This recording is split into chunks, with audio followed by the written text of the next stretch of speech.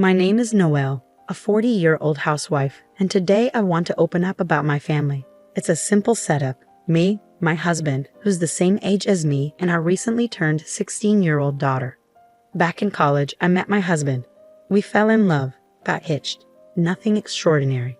While I tend to have a more rough around the edges personality, he's the meticulous type. Obsessive about the arrangement of things, he wouldn't rest until they were just so. Initially, I thought marriage would smooth out our differences, but reality didn't play out as sweetly as I'd hoped. His meticulousness only intensified post-wedding. I found myself bending over backwards to accommodate his rules, even the ones that grated on me. Arguments became a daily affair. Days blurred into one another, devoid of any respite. Amidst this chaos, our daughter entered the scene, 2 years into our marriage. I hoped her arrival would bring tranquility, but alas, my husband's demeanor shifted drastically. Rather than adapting to our daughter's needs, he resented the disruption to his routine. Nights echoed with his sharp words directed at her tiny cries. He even declared himself exempt from any parental duties, leaving me to bear the brunt of childcare alone. Divorce crossed my mind countless times, but for the sake of our daughter, I soldiered on. I fought tooth and nail to shield her from his selfishness, even as it drained me. Yet, just when I thought I'd weathered the worst, fate dealt another blow. Despite my fervent prayers, our daughter's traits began mirroring her father's. By age 10, she critiqued my cooking and threw tantrums over trivialities. As her teenage rebellion set in, she adopted his harsh tone, turning against me in arguments. My husband, predictably, sided with her, leaving me isolated in my own home. The constant barrage of criticism wore me down until I felt like a shell of my former self. And then, one fateful morning, feeling lethargic and battling a slight fever, I struggled to maintain balance, my head spinning with dizziness. Each step felt like a Herculean effort, and I found myself confined to a chair, unable to even stand. Despite my obvious distress, neither my husband nor my daughter offered a word of comfort. Instead, their demands pierced through the haze of my illness. My husband's sharp voice cut through the air, demanding the whereabouts of his tie and socks, while my daughter echoed his self-centered concern. In my weakened state, their trivial obsessions felt like a slap in the face. Couldn't they spare a moment to tend to me, if only for today? But it seemed they were blind to anything but their own needs. Summoning what little strength remained, I bid them farewell as they left the house, only to collapse in the hallway moments later. The next thing I knew, I found myself on the living room couch, the familiar ceiling above me. Though still fatigued, a sense of relief washed over me. The uninterrupted sleep had worked wonders, rejuvenating my weary body. Despite the lingering fog of sickness, there was a strange comfort in this half-awake state. But as evening descended, reality came crashing back. Panic surged through me as I realized the time, past 5 in the evening, and the mountain of unfinished chores awaiting me. With no time to spare, I hurried to the kitchen, cobbling together a meal from whatever leftovers I could find. Just as I began to wrestle with pots and pans, my daughter arrived home. Her timing couldn't have been worse. Unapologetically, she commented on the delay in dinner, brushing off my hurried apology before retreating to her room. Soon after, my husband returned from work, adding to the chaos of the evening. "What, you're still cooking dinner?" My husband's words dripped with discomfort, his meticulous routine disrupted by the sight of me still in the kitchen. His routine after work was sacred, so any deviation must have set off alarm bells. With barely a word, he retreated to his room, the rustle of his changing clothes signaling the passage of time. I glanced at the clock, just 15 minutes left. Desperation fueled my movements as I chopped and stirred, every second ticking away ominously. Despite the rushed preparation, I managed to plate the meal just as my husband emerged. Relief washed over me momentarily, but it was short-lived. "What the hell is this? Who could eat this?" His outcry pierced the air, his dissatisfaction palpable. Confusion and frustration bubbled within me. "What's wrong?" I dared to ask, only to be met with an inexplicable surge of anger from him. "You overcooked it. The color is off, and the vegetables aren't evenly cut," he criticized, his tone cutting. "I'm sorry, I was pressed for time today," I offered weakly, feeling the weight of his judgment bearing down on me. "Pressed for time? You're not working. You have plenty of time," he retorted dismissively, igniting a firestorm within me. As if my efforts were insignificant, as if my struggles meant nothing. Why do I have to be spoken down to by a husband who doesn't even notice my discomfort? I have no time at all. I erupted, the floodgates of frustration bursting open. His reaction was unexpected. A step back, fear flickering in his eyes. What struggle? House chores can be done at your own pace, isn't it easy? He challenged, his ignorance a dagger to my already wounded pride. Fury coursed through me. What do you know? It's not like I can just do them at my own pace. I couldn't hold back any longer. I was feeling really sick today, you know. I pushed through and made dinner, and you didn't even take a bite. How do you think that makes me feel? Tears welled up in my eyes, emotions bursting forth like a dam breaking. Seeing my husband's face pale, I managed to rein in my emotions, though I was still short of breath, dizzy from the shouting.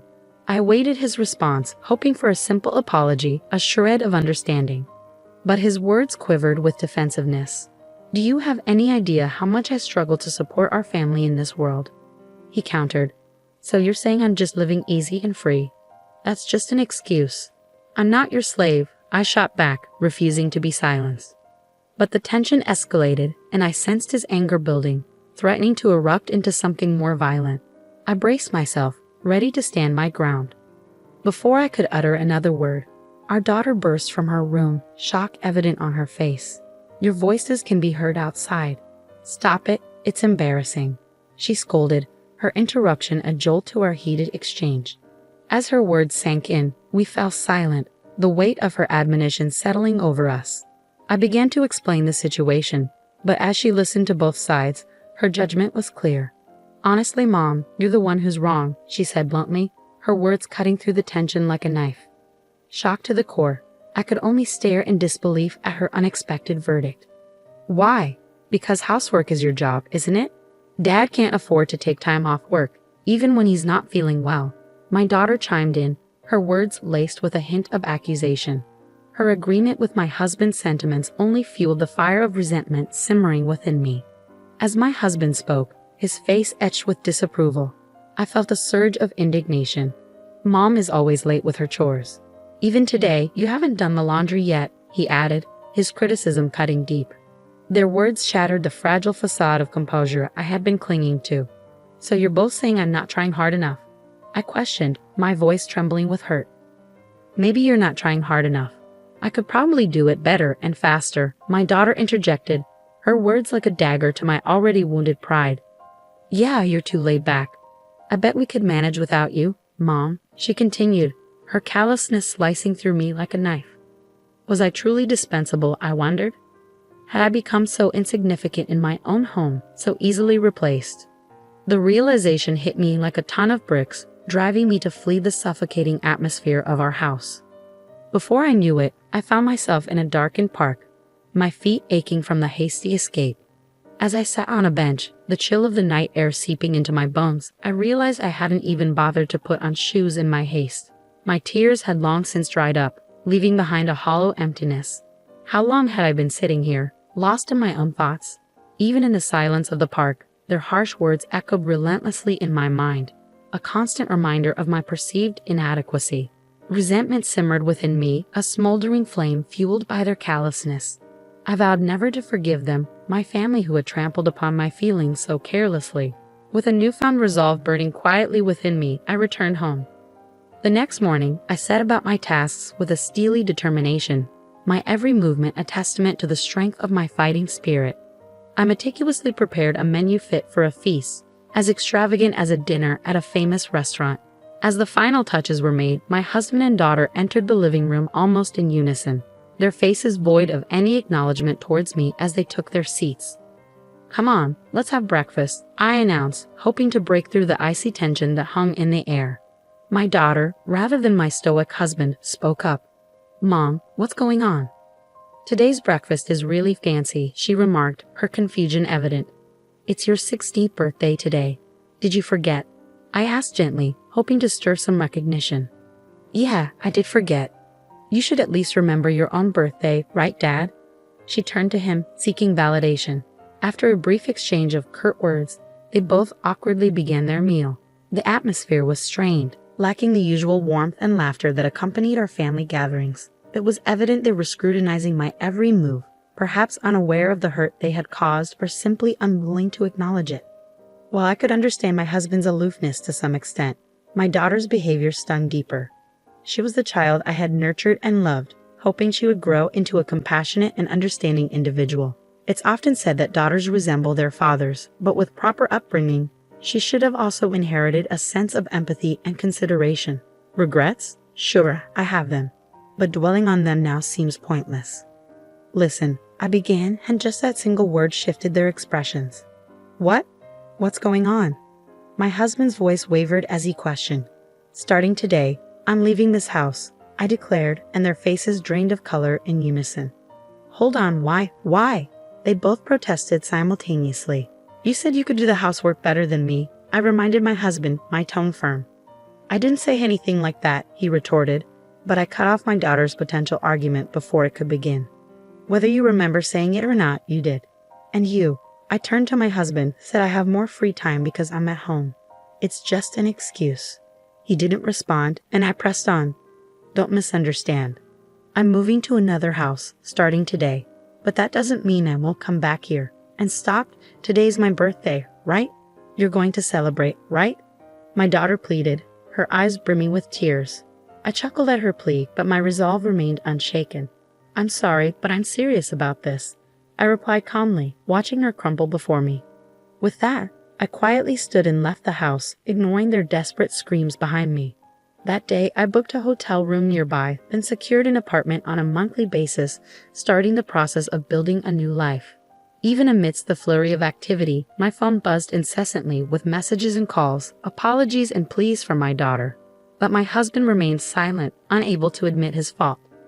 I kept receiving messages from him, each one more accusatory than the last. What you did was outrageous, he insisted, but I left all their messages unread, refusing to engage. It's amazing how convenient it is these days to convey my intentions without saying a word. 2 nights after leaving the house, I returned home briefly. As I opened the front door, my daughter sprinted towards me with surprising speed. Mom, you came back, she exclaimed, wrapping her arms around me in a tight hug. I just came back to pick up something I forgot, I replied, gently disentangling myself from her embrace and making my way to the living room. Nothing had changed in the living room, as expected. However, the kitchen was a mess, littered with convenience store lunchboxes, instant ramen cups, and discarded bottles. The state of the bathroom was even worse, with unwashed laundry piled high. Both my husband and daughter often complained about my cooking and laundry skills, yet they seemed incapable of managing these tasks themselves. But this disaster was no surprise to me. It was exactly what I expected when I left. My husband was in the living room, but his pride prevented him from meeting my gaze. With a heavy heart, I pulled away from my sobbing daughter and left the house in silence that day. 1 week later, when I returned home to check on them, the house was already overrun with garbage.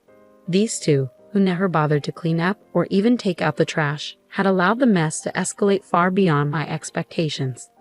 My daughter's face emerged from the chaos, horribly dirty, and her hair disheveled.